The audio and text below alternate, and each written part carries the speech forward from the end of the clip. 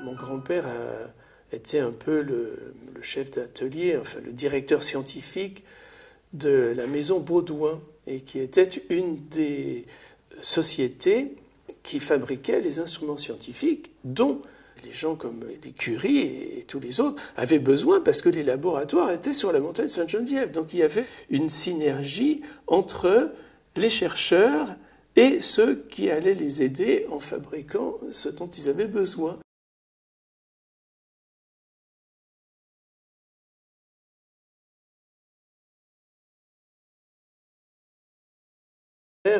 Ce ne sont que des gens qui étaient des ouvriers du bois la plupart du temps. Donc on est originaire de Champ-Secret dans l'Orne, mais ce sont des manuels et ce sont des artisans manuels.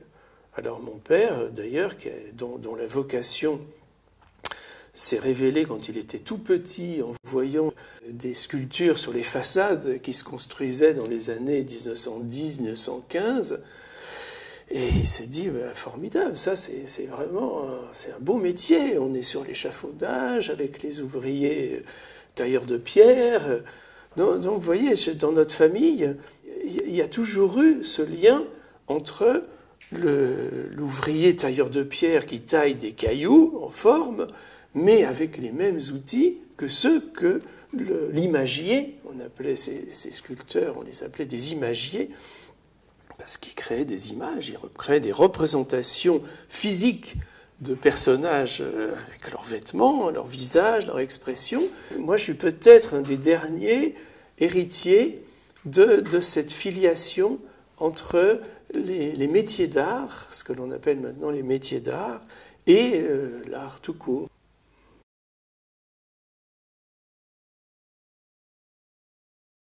C'est l'année de mon baccalauréat.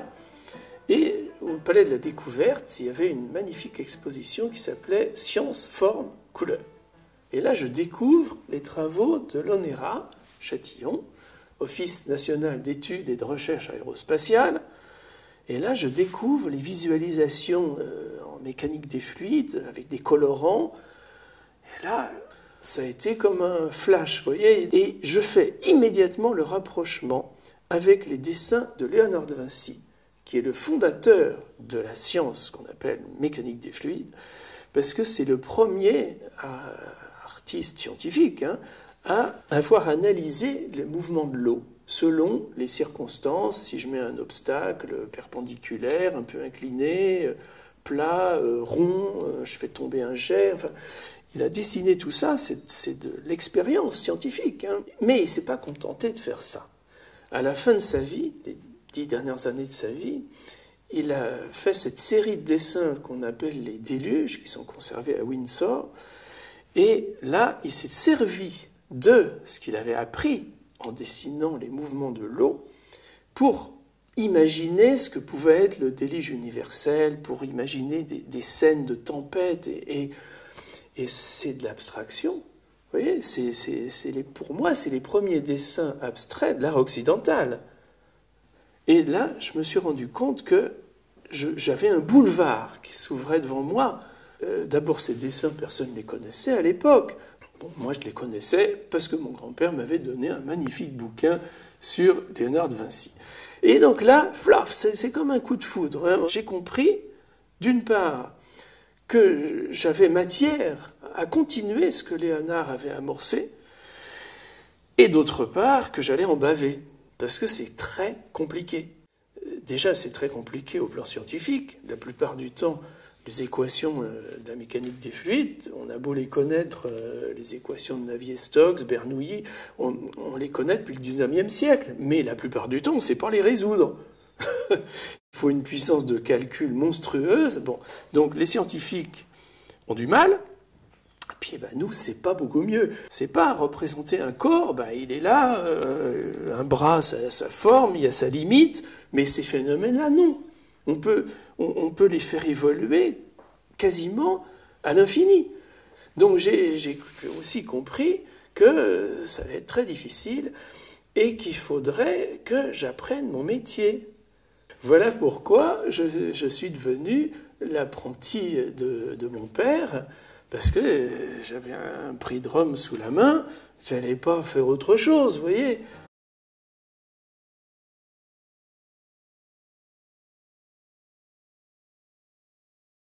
J'ai quand même toujours été premier en dessin à la Canale. J'avais une facilité pour ça. Je travaillais absolument pas, je ne faisais rien, mais ça m'était facile.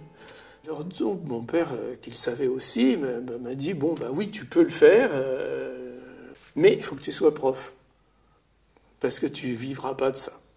Donc là, ça c'était le bon conseil. Donc effectivement, j'ai été élève libre à Cachan, à l'ENSED, j'ai passé mes diplômes, et je suis devenu professeur en même temps que j'apprenais le métier pendant 8 ans quand même. Hein. J'ai été les petites mains de mon père pendant 8 ans. Ça lui a permis aussi, jusqu'à donc un âge très avancé, de faire des sculptures assez monumentales. Donc il faisait, en même temps que je me coltinais sur des grosses pièces, lui en faisait de plus petites, et moi je voyais comment... C'est comme ça cet apprentissage-là, c'est en observant.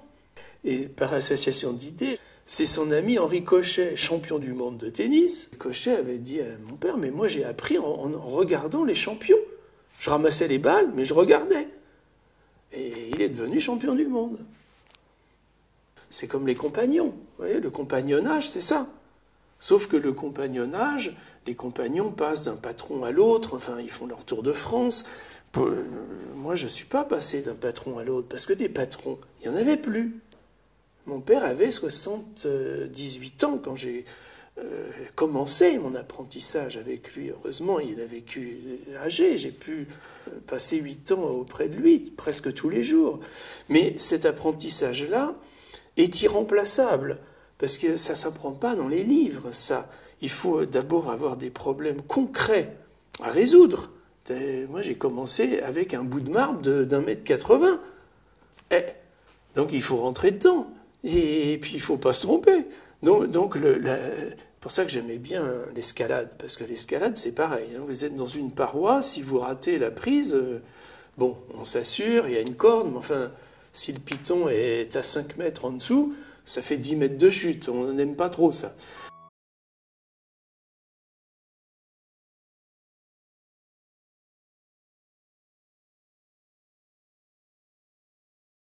La taille directe, c'est-à-dire on part d'un bloc sorti de carrière et on rentre dedans. Quand on fait de la taille directe, comme je l'ai appris, c'est comme le pratiquait mon père, évolution zéro. Donc on est obligé de fabriquer, moi j'ai appris à forger mes outils. Parce que ces outils-là, des outils très spécifiques, n'existent plus. Et puis non seulement ça, mais même ceux qui existent encore sont mal trempés, parce qu'il n'y a plus les types qui savent... la trempe, c'est compliqué. C'est même la partie capitale. L'extrémité d'un outil doit être très dure pour rentrer dans la matière, et en même temps, juste derrière, le métal doit être tendre, sinon ça casse. Donc les outils, comme on pratique la taille directe, c'est-à-dire sans machine, sans rien, les outils sont strictement les mêmes que ceux d'il y a quelques milliers d'années. Le seul avantage de vieillir, c'est que l'on arrive à avoir des connaissances assez vastes pour oser des choses que l'on n'aurait jamais osé étant jeune. La taille directe est une satisfaction énorme parce que précisément, vous n'avez pas d'intermédiaire entre l'œuvre réalisée et votre conception. C'est vous. C'est vous qui êtes dedans. Alors, il y a eu deux évolutions, deux grandes phases. Première phase, quand j'étais jeune, tout à fait jeune, c'était l'apparition des outils électriques et pneumatiques. Ça n'a d'intérêt que pour dégrossir, mais surtout pas pour aller plus loin. Parce que c'est aveugle, un marteau pneumatique. C'est trop fort, c'est trop... Et puis, trop rapide, et ça va pour faire des choses simples. Mais ce qui caractérise l'œuvre de mon père, et ce qui caractérise mon travail, c'est que les formes sont très étudiées, très modelées. Ça, on ne peut pas faire ça avec une machine. C'est totalement impossible. Nos métiers sont caractérisés par ce couplage étroit entre la main et l'esprit. On pense avec nos mains. La sculpture, c'est un langage non verbal. Et c'est un langage physique qui s'exprime par le corps. Mais une machine, c'est con une machine. Alors on découvre avec la catastrophe de Notre-Dame de Paris, tout d'un coup, la nécessité de faire appel à des artisans d'art. On ne peut pas reconstruire la charpente de Notre-Dame ou les pierres et les retailler celles qui ont brûlé avec des machines. C'est pas possible. Et je pense qu'il y a eu un avant et un après la catastrophe de Notre-Dame de Paris. On se rend compte là que les métiers d'art ont leur rôle à jouer, ont leur importance, et que la préservation de notre patrimoine culturel, c'est quand même ce qui caractérise la France à l'international, nécessite d'avoir toujours des artisans d'art de très haut niveau qui vont non seulement comprendre cet art-là, mais savoir le faire. Voyez. Alors il y a eu cette évolution technique. Et la seconde, c'est l'irruption du numérique. Alors là, moi j'applaudis des deux mains avec le numérique. Parce que le numérique permet, par le fait qu'on peut saisir en 3 dimensions une étude, et puis après la prototyper en beaucoup plus grand, eh bien ça permet de faire ça sans avoir besoin d'une tripotée de spécialistes qui vont coûter très cher. Il va falloir les trouver. Par exemple, quand papa a fait les grandes figures de 5 mètres chacune en travertin romain et qui sont à l'entrée du pont du Pec, en contrebas du château de Saint-Germain-en-Laye, pont Georges Pompidou maintenant, déjà il n'y avait plus en France les praticiens pour l'aider à faire ça. 2 blocs de 40 tonnes, 80 tonnes de matériaux, tout seul, on ne peut pas faire ça. Donc mon père a dû aller à Rome, à Tivoli, les carrières de travertin, et là, il y avait tout le staff qui lui a permis de le faire. Donc, alors, je reviens au numérique, là, et à l'intérêt du numérique, c'est que maintenant, vous avez des machines qui peuvent fraiser le marbre, la pierre. Alors, avec la seule réserve, c'est que cette machine, il faut lui demander de s'arrêter avant la forme finale. Et c'est exactement ce que j'ai fait là, avec cet agrandissement de la verticale de Jacques Vaubada, qui va aller par André Malraux à Nanterre. Donc l'original en plâtre fait 1,90 m, le bronze va faire 10 mètres de haut, ça a été scanné bien sûr, agrandi numériquement, formidable, mais il a fallu, avec mon épouse, que l'on passe 7 mois pour, derrière la machine, vraiment élaborer la forme comme Jacques Vaubada l'avait faite. Donc le numérique, ce n'est pas l'outil magique qui va permettre de se débarrasser des sculpteurs. Il a révélé l'importance de l'ouvrier, au sens noble du terme, qui, lui, va mettre les mains derrière la machine. Tout d'un coup, il est devenu évident qu'on a besoin de praticiens qui pensent la forme. L'immense colonne, là, il m'a été commandé du temps de Jean Fournier. Elle a été très longtemps sur la place de l'église. Et maintenant, ils l'ont déplacée. La partie basse était très abîmée, donc ils l'ont mise à côté, en face du château Sainte-Barbe, à côté d'une petite pièce d'eau.